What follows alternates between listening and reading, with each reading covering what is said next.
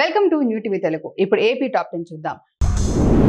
Narasapuram Lutheran చర్చిలో రెండు వర్గాల పోస్టర్ల మధ్య వివాదం తలెత్తింది. తోపులాటకు దారి తీయడంతో విషయం తెలుసుకున్న పోలీసులు చర్చి వద్దకు చేరుకున్నారు. చర్చి పెద్దలు కలగచేసుకుని వివాదాన్ని తాత్కాలికంగా సద్దుమణిగేలా చేశారు. పోలీసులు ఇరు వర్గాలతో మాట్లాడి శాంతింపచేశారు. అయితే వివాదానికి గల కారణాలు ఏంటో తెలియాల్సి ఉంది. ప్రకాశం జిల్లా అవతరణ దినోత్సవం సందర్భంగా ఒంగోలులోని ప్రకాశం పంతులు విగ్రహానికి మంత్రి స్వామి, ఎమ్మెల్యే దామచర్ల జనార్దన్ నివాళులు అర్పించి మీడియాతో మాట్లాడుతూ ప్రకాశం జిల్లాకు వైసీపీ వాళ్లు ఏం వెలగబెట్టారని ప్రశ్నించారు. జిల్లాను పారిశ్రామికంగా అభివృద్ధి చేస్తామని 4,000 ఎకరాల్లో రెన్యూవబుల్ ఎనర్జీ ప్లాంట్, గిద్దలూరులో లెథర్ పార్క్ ఏర్పాటు చేస్తున్నామన్నారు. మోపిదేవి శ్రీ సుబ్రహ్మణ్యేశ్వర స్వామివారి బ్రహ్మోత్సవాల సందర్భంగా సోమవారం ఉదయం స్వామివారి ఆలయం భక్తులతో కిటకిటలాడింది. బ్రహ్మోత్సవాలు ప్రారంభం కావడంతో అధిక సంఖ్యలో స్వామివారిని దర్శించుకునేందుకు భక్తులు క్యూ లైన్లో నిలబడ్డారు. తొలుత నాగపుట్టలో పాలు పోసి అనంతరం స్వామివారిని దర్శించుకున్నారు. భక్తులకు అవసరమైన ఏర్పాట్లను ఆలయ ఈవో శ్రీరామ్ వరప్రసాదరావు పర్యవేక్షించారు. గోనెగండ్ల మండలం కైరవాడి గ్రామంలో 4 గడ్డి వాములు అగ్ని ప్రమాదానికి గురయ్యాయి. చాకలి శ్రీనివాసులు, భీమా రాయుడి వాములు పూర్తిగా దగ్నమయ్యాయి. దాదాపు 2 లక్షల రూపాయల నష్టం జరిగిందని బాధితులు చెప్పారు. గ్రామస్తులు మంటలను అదుపు చేయడానికి ప్రయత్నించినా కాకపోవడంతో కోడుమూరు అగ్నిమాపక సిబ్బందిని పిలిచి మంటలను పూర్తిగా ఆర్పివేశారు. ప్రభుత్వం ఆర్థిక సహాయం అందించాలని బాధితులు కోరారు.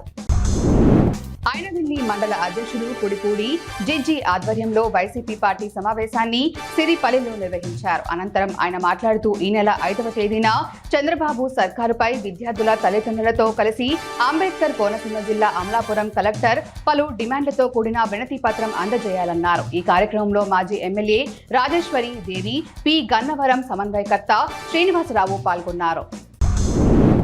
ఎన్డీఏ ప్రభుత్వంపై వైసీపీ జిల్లా అధ్యక్షులు బూచేపల్లి శివప్రసాద్ రెడ్డి చేసిన వ్యాఖ్యలను జనసేన పార్టీ జిల్లా అధ్యక్షులు రియాజ్ ఖండించారు. ఒంగోలులో ఆయన మాట్లాడుతూ గత వైసీపీ ప్రభుత్వంలో రాష్ట్రం అధోగతి పాలైందన్నారు. కూటమి ప్రభుత్వం వచ్చిన 8 నెలల్లో అనేక కార్యక్రమాలు చేపట్టామని ముఖ్యమంత్రి చంద్రబాబు, జనసేన అధినేత పవన్ కళ్యాణ్ పై బూచేపల్లి చేసిన వ్యాఖ్యలు సరికాదన్నారు.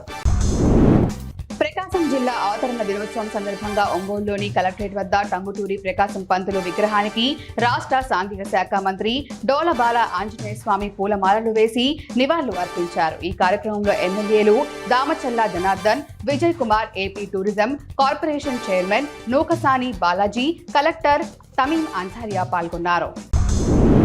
విశాఖ సింహాచల క్షేత్రంలో వారాహి లక్ష్మీ నరసింహస్వామి వారిని విదేశీ భక్తులు దర్శించుకున్నారు. వీరికి ఆలయ అధికారులు స్వాగతం పలికారు. వారాహ లక్ష్మీ నరసింహస్వామి విశిష్టతను విదేశీ భక్తులు తెలుసుకున్నారు. ఆలయంలో ప్రత్యేక పూజలు నిర్వహించారు. అప్పన్న కప్ప స్తంభాన్ని ఆలింగనం చేసుకున్నారు. సింహాచలం అప్పన్న స్వామి ఆలయం అద్భుతంగా ఉందని ఈ సందర్భంగా విదేశీ భక్తులు తెలిపారు.